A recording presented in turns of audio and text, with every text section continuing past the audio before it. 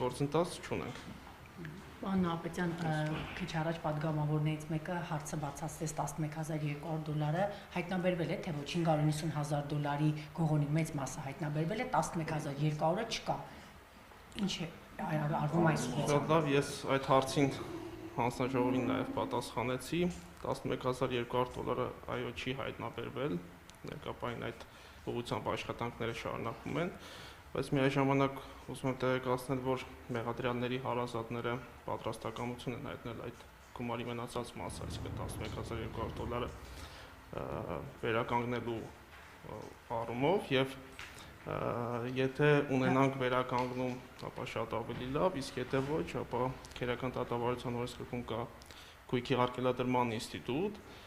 որը հնարավորություն է տալիս պատճառված վնասը ամբողջությամբ վերականգնելու համար արգելանքներ կիրառել մեղադրյալների շարժական եւ անշարժ գույքերի վրա։ Մեղադրյալները ունեն այդպիսի գույքեր, թե շարժական եւ թե անշարժ, եւ վնասի վերականգնում չունենալու դեպքում մենք այդ գույքի արգելադրման ինստիտուտը անպայման կիրառենք։ Իսկ Գորգ Թադևոսյանի ընտանիքն է պատրաստակամություն հայտնել, որ կտա այդ $11,200-ը։ Եվ դուք արդյոք պարզել եք ձեզ համար պարզ է ինչեր այդ հսկայական գումարը մնացել քննչական կոմիտեում եւ չէր տեղափոխվել օրինակ դեպոզիտային հաշվի։ Տեսեք, քննչական կոմիտեում գումարը հայտնվել է մեկ այլ վարույթով կատարված քննչական գործողությունների արդյունքում,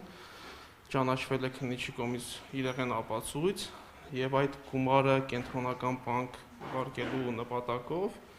եթե չեմ սխալվում, 2025 թվականի ապրիլ ամսին վարչության պետի կողմից գրություն է հասցեագրվել կենտրոնական բանկ, որպեսզի ԻՊԱ հանձնվի գումարը կենտրոնական բանկին, սակայն հաշվի առնելով որոշակի ընթացակարգեր, կենտրոնական բանկը ըստ էության հրաժարվել է գումարը որպես ԻՊԱ ընդունել եւ նորից վերադարձվել է քննչական կոմիտե եւ մնացել է չհրկիզվող պահարան։ Բայց ինչու է հրաժարվել։ Այդ մասով քննությունը ընթանում է, կան համապատասխան հիմքեր, որոնց արդյունքում կենտրոնական բանկը հրաժարվել է, բայց քանի որ այս բանի նաև նախաքննությունը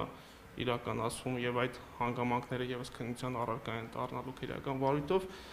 թույլ տվեք ձեռնփամնամ այդ հարցերին պատասխանել։ Կադրային ջարդի հետ կապված էլի այսօր